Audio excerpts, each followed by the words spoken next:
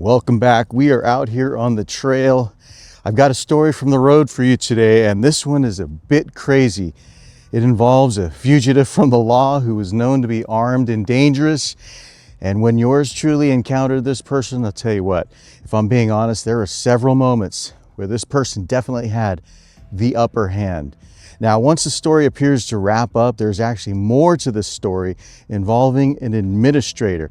And I will tease it this way: not everybody that promotes is a leader, and not everybody that promotes in law enforcement should promote. Stick around. Yeah, welcome back to Outside with Sarge. On this channel, we try to focus on law enforcement, the victories, challenges, and longevity of serving other. Part of the way we do it, we've got a series of stories from the road where you get to learn firsthand from my mistakes and from my victories. Let's start out with this story. As I teased, this involves a wanted felon, armed and dangerous. But before my encounter with this person, this story actually starts in briefing. One day before shift, some of you call it roll call. At my agency, it's called briefing. And our sergeants, who were very proactive and very, very good shift sergeants, they would issue challenges to us from time to time. Sometimes it was to see how many registration violations we could locate, how many DUI arrests were out there. Well, on this day, the challenge was for safety restraint. So that's seat belts, child safety seats, and so forth. And I accepted the challenge. Remember, I really respected these shift sergeants, and I wanted to be extra proactive this day. So I set out on my beat to look for seatbelt violations. So I set out onto my beat in search of fulfilling the sergeant's challenge. Fast forward to several hours into my shift, in between answering calls, I had amassed a decent stack of seatbelt violations and contacts. In other words, not everybody that wasn't wearing their seatbelt got a citation. Some people just got what we call the contact. So I found myself in an abandoned parking lot in the city, writing notes on my tickets and just taking a little bit of a break to write some notes down. And what do I see past my location but a vehicle? And I could immediately see that the driver was not wearing his seatbelt. I could see the silver buckle hanging by his ear, everything. So, being a proactive officer, I put my notes down and sprang into action. Now, if I'm being honest, I was on a bit of a one-track mindset. In other words, my focus was to meet that challenge, and if we're being honest, sometimes a little bit of friendly rivalry will up our performance, as we all know. And so I had that in my mind. And I wanted to contact this person and see why they weren't wearing their seatbelt. So I initiated a traffic stop. This is about the time my first clue should have kicked in, but it didn't. This person took an inordinate amount of time to pull over. In other words, they didn't immediately yield. It took a while. They finally did pull over into another abandoned parking lot, and it goes on from there. So let me pause really quick. As we're going to see in this story, there are a variety of clues which I, by rights, should have picked up on, but I didn't. Being of hyper-focused and being of that one-track mind, trying to fulfill the challenge my shift sergeant had issued with regards to restraint violations and restraint contacts. So yes, is a person that doesn't pull over right away, is that in and of it by itself a huge indicator? Well, it could be or it could not be. There's a lot of reasons why a person may not pull over right away. Maybe they've never been pulled over before. Maybe they're a new driver. Maybe they were just looking for a safe place to stop their vehicle. Who knows? But I should have picked up on that clue. I should have kind of packed it away for future use, but I didn't. The car finally yields into this abandoned parking lot. I exit my patrol vehicle, dumb, happy, and motivated, and walk up towards the car. And then as I get closer to the car, In the left rear view mirror, because I approached on the driver's side, I could see perfectly the driver's face. Now, if I could try to describe the countenance of this person's face, he seemed apprehensive. He seemed to have more questions than answers. And this was all apparent on his face, his guilty, grubby looking face. And I'll never forget seeing that. Well, that should have been my second clue, but it wasn't. I handily skipped over that as his menacing, crime-ridden face looked back at me in the left side view mirror. And I continued to approach the vehicle. Now, it wasn't until I was right at the rear side of his vehicle that something clicked. I'm going to back up this story and tell you what that was. So let's talk about the week. The whole week leading up to this incident was hot. And what I mean by that, those of you who work the front lines day after day, it was one of those weeks where the radio would just crackle to life with call after call. And not just calls for service, but BOLs, be on the lookout. There were so many vehicles being stolen, burglaries, people being shot, just a variety of radio traffic. And one in particular was a BOL for a person who for the last week, well, over a week, had been committing armed robberies. And they were targeting convenience stores, little mom and pop shops, gas stations, all these things that were quick in and out, where they could do their evil deed and get back onto the road and kind of blend in and hopefully, well, from their mindset, get away. And so it seemed for this last week or so, law enforcement was just one step behind this person. We had a vehicle description, we had a description of the bag that this person was putting the money in, description of the weapon used. I mean, all that was left was just to catch this person. All right, let's fast forward now back to the story where dumb, ignorant, and happy officer is approaching this vehicle and is not picking up on now what is turning into a stack of clues that I by rights should have picked up on. As I'm approaching the rear of the vehicle, I take note of the color of the vehicle while I can still see this guy's face. I mean, one of those faces that only a mother could love. And something hits me about the color of this vehicle, and thank God something snapped in my mind, because that color of the vehicle triggered a memory, and that memory was of the BOL for this very car. And as I compared the color with what I saw confronting me in the left rear side mirror, man, that guy looked exactly like the suspect, and I had a decision to make. So I knew a few things. Dispatch knew where I was. They knew where I'd ultimately pulled this person over. So I had that going for me. But in my mind, I was already committed. This person had been looking at me for several moments in his mirror, and he'd probably established a few opinions about me. And so I thought, well, I'm going to capitalize on the fact that he hasn't done anything to this point, and I'm going to try to act my way out of this and see how this goes for me, and to keep re-evaluating each step. So what I did was something pretty ridiculous, if I'm being honest. I put on my thespian hat, and I'm left-handed. So with my right hand, in other words, my weak hand, I put that as high as I could up in the air, and I started motioning. And then I coupled that with this almost silly, joyful voice. And what I said to the guy is, "Hey, you weren't wearing your seatbelt. That's the reason I stopped you today."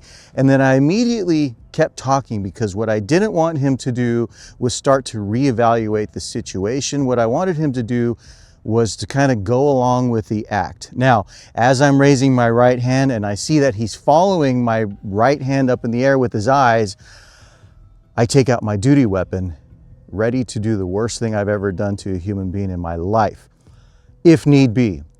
But I see that he's following my hand. I see that his expression on his face is changing to almost one of inquisitiveness, where he's just kind of curious. He's not menacing anymore. He doesn't have that lost look on his face. And so with my right hand literally as high as I can get it in the air, waving it around as if I'm just trying to get his attention because I'm some dumb cop, he plays into it. And so from there, from announcing, hey, I just stopped you because you weren't wearing your seatbelt, I immediately say, does it work? Because if it doesn't work, you can get a fix-it ticket and it won't have to be a regular ticket. Just pull on it and see if it works. Well, in reality, he probably knew whether his seatbelt worked or not. He just, more times than not, he just was not wearing it. But he played into this act. He joined the circus that I was presenting to him, which was a very good thing. My thespian skills were working and it was taking him off guard. And what does he do? He literally reaches up and starts pulling on his seatbelt. And that indicated to me that, wow, he's biting into this false narrative. He's biting into this circus that I'm creating out of thin air here. And it's working. The plan is working. So I keep advancing towards him like I'm his best goofy little friend. And he starts playing along into it. And I tell him, pull with both hands. And he does. He pulls literally with both of his hands. Now, this was a beautiful thing because, number one, it told me that he's going along with this fictitious circus I'm creating about where the main focus is his seatbelt. But number two, and more importantly, I can now see his hands clear as day, and there's nothing in them that is going to hurt me. So I fully advanced towards the vehicle, and now I'm literally perpendicular to this guy, and I can see in the interior of the vehicle, and I see the bag on the passenger seat that was literally part of the BOL where he had put his stash of stolen cash. So my next step was to get him out of the car, and my method for doing that was equally as crazy as anything that had occurred to this moment. And I said, why don't you step out of your vehicle and I'll see if I can pull on it and I'll test your seatbelt out for you. Well, because his new best goofy friend seemed so innocent and not a challenge and not going to topple his empire of compromised realities, he was all too happy to step out of his vehicle. And when he did, now I could see his entire body. I could see clearly into the interior of the vehicle. There was nothing in his hands. Of course, in my left hand, remember friends, I was full of horrible intentions, if need be. Now, as he gets out of his vehicle, with my right hand, I start tugging on his seatbelt. And I think I might have even said, you know, it doesn't seem to work for me. That's probably just going to be a fix-it ticket, which only fed into this narrative or this false reality of him not being compromised for these robberies that he had committed. So he goes to the back of his car and I ask him, hey, I'm going to check your seatbelt one more time, but before I do, I don't like going into people's vehicles before I search them. So do you have any weapons on you? And he said he didn't. And I said, well, just turn around and I'm just going to pat you down real quick for weapons. And as soon as he put his hands behind his back, I'll tell you what, I could not get those handcuffs on him quickly enough. But now being properly restrained, I said to him, we've been looking for you.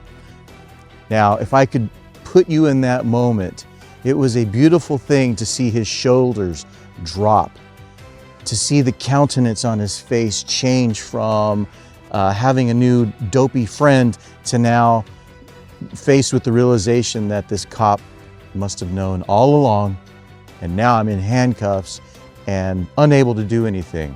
Now, having him properly restrained, I looked into the interior of the vehicle, confirmed that yes, this bag is the one I recognize from the BOLs. And not only that, but situated between the center console and the driver's seat was that weapon he had been using over and over to rob people. And I'll tell you what, if I remember correctly, it was a .380, but at the time, that gun looked huge. Well, fast forward, we processed the guy, it ended up being him. Now, stay tuned for what you might consider to be the second part of this crazy, outlandish story. So the second part of this story, has to do with an administrator. Now, if you guys remember that shift sergeant that had issued the challenge, man, I really respected him.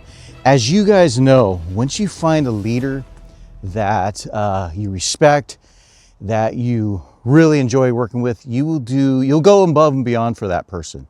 When he or she issues a challenge, when he or she says, do your best, you take it seriously. And that's how this story evolved, by me being proactive. So, as with any big incident, there should be a debrief afterwards, and this was no different. The sergeant and I debriefed, and in any good debrief, you talk about what you did well, and then you talk about opportunities for improvement, because there's always opportunities to improve. Heck, I'll even go so far as to say you talk about things you did wrong, okay? And the sergeant and I had that conversation. Now, the basis, or I guess the bulk of the conversation, was full of accolades. And so, I felt really good. It all worked out. My ridiculous acting skills and my kind of like red herring, pulling my goofy hand up in the air, it all worked. It all worked. And we removed the guy from the community, and he went to jail where he belonged. And so this sergeant, who, again, I respected tremendously, he wrote up a commendation for me. And I was really happy when he told me about that. And he told me, well, I have to run this up the chain of command. So he ran it up, and unfortunately, that commendation fell onto the desk of a lieutenant that no one really liked. And if I'm being honest, I didn't like him either. I didn't like him as a human being. I didn't like him as a public servant. He was lazy. He was overweight.